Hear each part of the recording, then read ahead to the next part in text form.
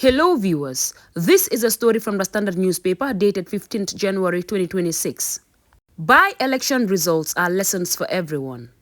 While the recent two area council by-elections held in Foni and Kiang, both of which were narrowly won by the NPP, may not be quite important, but they were no doubt significant indicators of what could happen during the presidential and subsequent elections scheduled for end of this year and early 2027.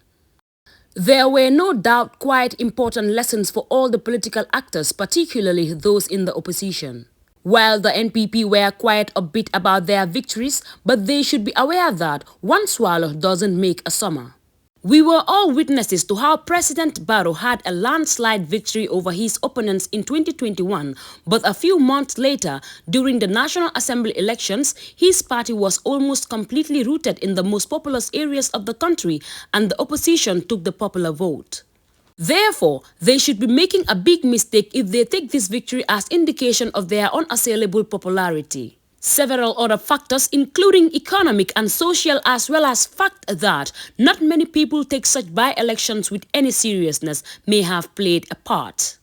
As for the opposition, it is yet another clear manifestation that if they fail to come together in a grand coalition, they would stand very little chance against President Barrow in the elections.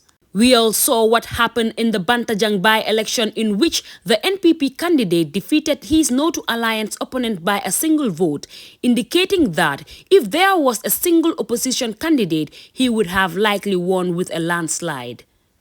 Even though there are ongoing efforts to form an opposition coalition, but looking at the ongoing intra-opposition hegemony, frequently criticizing and castigating each other rather than directing their plea at the NPP, it would be hard to see how they would eventually accommodate each other in a cohesive coalition. A good case in point is the ongoing battle of wits between the UDP and its breakaway faction, the UMC. Rather than ignoring their personality differences and confronting their most formidable enemy, the NPP, they seem to be at each other's throats. It is quite evident that, since the formation of the UMC, most UDP supporters and militants seem to direct most of their aspersions against the UMC instead of the NPP.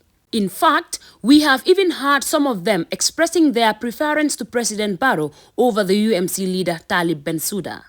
Some of them still don't seem to accept the fact that Bensouda and his supporters have the inalienable right to leave the UDP and join any group of their choice.